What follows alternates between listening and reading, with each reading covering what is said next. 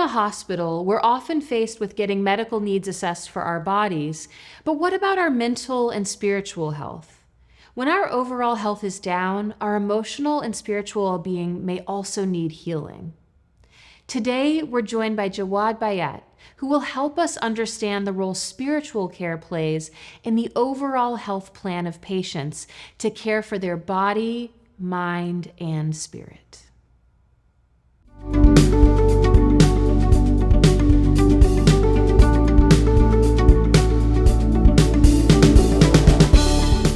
Thank you so much, Jawad, for joining me today. I'd love to first start us off by hearing how you got into spiritual care as a career. Well, it started when, I think it's partly important for me to say that I entered spiritual care, the idea of spiritual care, not easily. I am a son of refugees, and my parents sought refuge in America during the Soviet invasion of Afghanistan back in '81. So the understanding of spirituality and religion is the felt experience of it is very different in that context in Afghanistan, where being Muslim and like living within Islam is just understood. You can take it for granted some.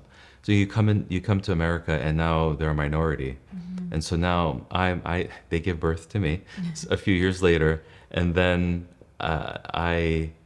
I'm living and experiencing difference, and I'm seeing myself as a brown kid, to be in that sense, Muslim, bilingual, all of that, but trying to understand like my space in the setting. But a lot of the ethos of spirituality and religion and Islam was still part of like the fabric of my culture and the background and the community, but they never really spoke to each other. So this bicultural understanding was rather isolated.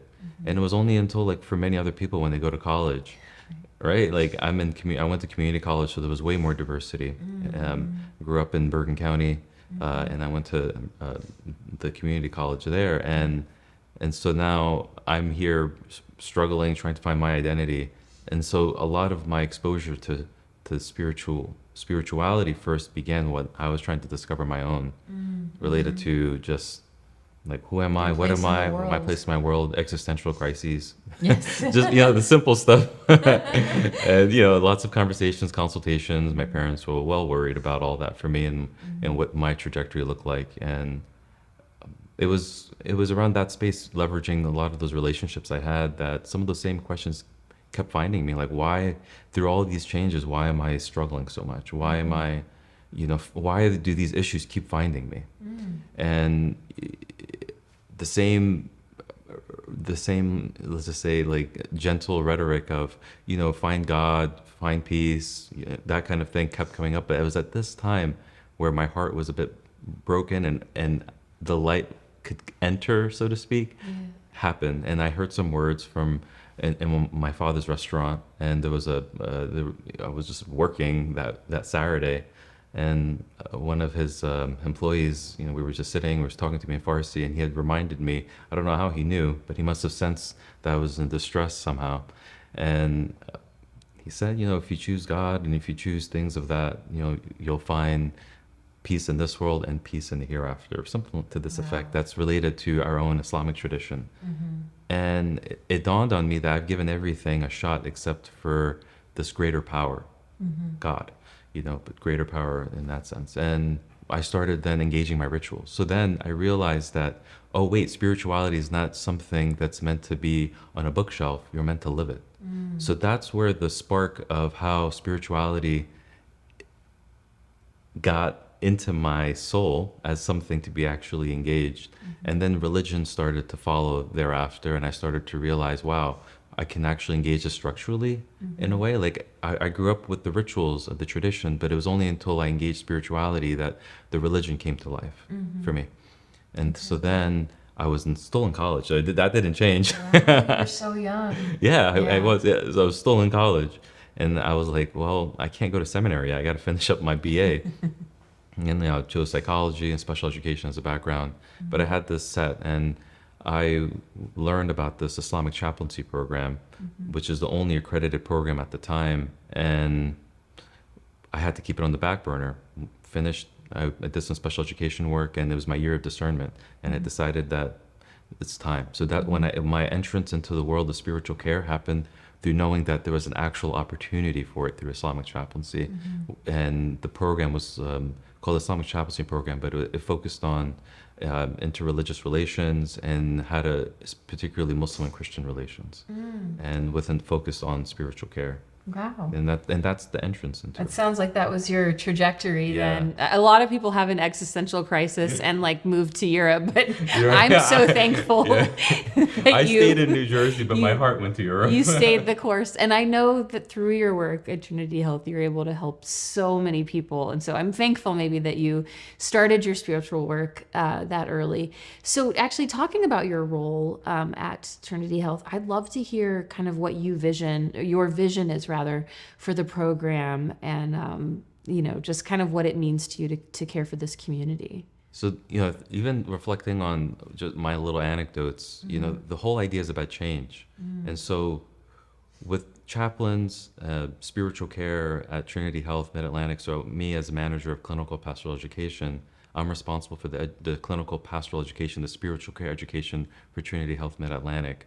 And part of my hope is to continue the regionalization of that, because that means that we have more chaplain presence in those locations, and that helps drive the quality of that. That's what education tends to do.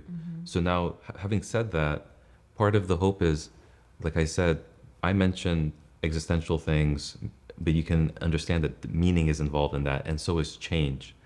Therefore, there's grief involved, and therefore there's loss involved. And what happens with spiritual care that's done at the hospital in these healthcare settings, there's probably nothing more significant in that person's life than the changes that they're undergoing at those times, whether it's an orthopedic surgery or a heart condition, end of life, even the birth of a child. All of these are changes, and chaplains are, especially through this professional education that we offer, are uniquely set up to help with these life transitions. We provide spiritual care, emotional care through these life transitions, helping them get a sense of grounding, help get a sense of who am I, where am I, all those things, those questions that come up. Sometimes they don't even know that it's there, but they're feeling it. Right. They're feeling it. And you can help them maybe put into Identify. words and identify it. Exactly. Yeah. How do you, just kind of in the same thread, how do you view your role as being a part of this whole system? So with medical experts, doctors, advocates, how do you envision your team working together with, I mean, that's the big question. Yeah. So we are professional. So at Trinity Health Mid-Atlantic, all of our settings, the chaplains, especially through the educational program, they receive professional education, and part of it leads towards, even if they were to seek it, especially like, for instance, like our residency program, what's called like board chaplain certification. But all of this is trying to highlight that we are part of the interdisciplinary team, the interprofessional team. So it's part of a cycle, a close the loop cycle of how we receive referrals, how we might do rounding, how we read chart notes. All of this is part of the experience. And so now, whether it's nurses, doctors, the medical residents, all of these, important people of the team are able to screen for us. And so part of the education is not just for students, but naturally when we're organically working with the interprofessional team, we want them to understand like what our role is so they can better leverage us. Because at Trinity Health, body, mind, and spirit is part of the whole focus. And it's part of what drew me to Trinity Health. I've worked at a number of secular locations prior to this. And one of the big draws for me was how we are inspired by these Catholic core values, but it's Catholic universal. So me as a Muslim is not removed from that experience. If anything, I feel even more at home here because, like I said, spirituality for me is integral to my health. From then till now, it is for my parents, but it is for so many. And this place, this location, this ministry, the healthcare, Trinity Health takes it seriously. That's what they can get when they receive treatment here. When a patient is at Trinity, it's I feel like your program helps treat the whole person. Yes. Right, and Yeah. not just the reading a chart, and not that that's not important. So one thing you mentioned that I wanted to touch on is your Muslim faith, and I know Trinity is known, obviously for being a Catholic institution. Is there, in your role, I feel like you probably have the overarching view of the diversity of the program. Can you speak a little bit more to that? I mean, I'm a testament to that. So the Trinity Health Mid-Atlantic has what's an accredited Clinical Pastoral Education Program, and that's that's accredited by what's called the Association for Clinical Pastoral Education, and that's recognized by the Department of Education. And through this accreditation, it's robust, and we are blessed to have that. And part of the intention to this is that there are standards there, and it also lends towards attention to diversity and inclusion, naturally a part of it, because that's what lends towards better education. The more diverse perspectives we have, the more it yields insight and richness, and it's parallel to our care recipients, the diversity within them. So now you have. We then try, as best as we can, to have a diversity of perspectives in terms of lived experience, but also backgrounds in our program. So we've had Catholic priests, we've had lay Catholics, we've had Jews, we have had Muslims, we've had the whole spectrum of folks come through our programs, especially from a religious background. But again, that becomes a window towards spiritual care. So we're not teaching our students, so to speak, how to provide religious care, sacramental care. We're teaching them the art of spiritual care. And so if they're spending more time doing or like talking, they're not providing spiritual care. I'm talking right now, but I'm like educating. But like for them, as in the room, it's often a lot more about assessing and providing interventions that are way more subtle than we might typically imagine with this like a religious clergy role. Right. Absolutely. Yeah. It's so much more, I imagine, nuanced. And like you said, it's not something that's readily like an aha moment, but maybe people feel it later on. Would you say that's kind of how do you mark, I don't want to use this word success, but like, how do you mark feeling fulfilled with your job and, seeing your colleagues do this work? Yeah, absolutely. So I'll answer it two ways. One is related to, as a chaplain or spiritual care provider professionally, we do pay attention to outcomes. But like to your point, it's subtle. Yeah. So did the care recipient, the patient, the family, the staff, colleagues, whomever, did they express, did a tear come down? Were they able to identify that feeling that they weren't able to before that? These nonverbals, things like that, those are the indications in the here and now for the chaplain to tell us, I think we're going in the right direction. Yeah. So, we do these, that's how we get, in the educational program, we try to get the student to slow down, lower their anxiety, lower their cortisol level so they can become more creative and attentive to what's happening in the here and now moment. And you can see how useful that would be, for instance, in an end-of-life crisis, or there's a cardiac arrest and a family is really upset and all of that. You have the chaplain enter there, and so that presence is really important to not only help the chaplain, but also for them to be able to vibe off of that, so they can get more clear on what's happening for them, and especially in those very hard, just like life-changing moments. And then for me as an educator, part of like, why did I even become an educator is the other question. Like, I found for me when I was in the program and I was required to then take clinical pastoral education, I noticed that, oh wait, me learning about my own issues around unresolved grief, and as I resolved them, helped me provide better spiritual care. Absolutely. When I noticed that in my first unit, I then said, oh wait, and someone can teach this? I think I might want to do that. Yeah, that's how it happened. And it seems like the perfect trajectory for someone like you who's so introspective and like you said, unfortunately, I think we all deal with grief in our lives. It's just part of being human. But you took it and you're channeling it into helping others. And like also grief is so normal. If I'm like you get a new car and you let go of the old car. I had a Toyota Prius and I bought a new one, but I had to let go of the old one. Now, is that a negative or a positive experience? I don't know. I got an upgrade, but I had memories associated with Yes, that of car, right? So course. there's a loss. So we're all living through loss and grief, whether it's donating a clothing item that you no longer use, but you had used for so long. And so obviously that might not be something that we're providing spiritual care to on a regular basis in the hospital setting, but all of life is life transitions, grief and loss. And so we provide spiritual care, particularly now taking that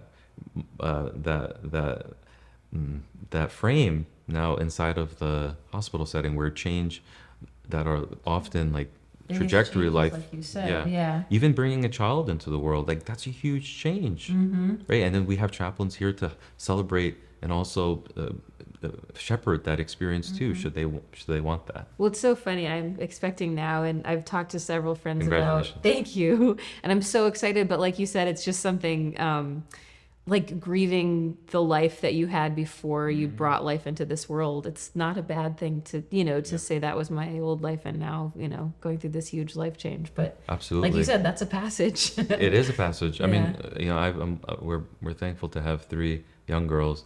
When our first young girl was, when my wife was pregnant, I was thinking to myself, wait, I may not have time like I used to, and that was the first anticipatory loss I was engaging. It's a loss, yeah. It's the biggest gain, but it's Yeah, and part of I think the thing with losses and naming them is to do them non-judgmentally. It is what it is, and the more then we start interpreting things like that, and create more judgments around it, that I think the felt experience of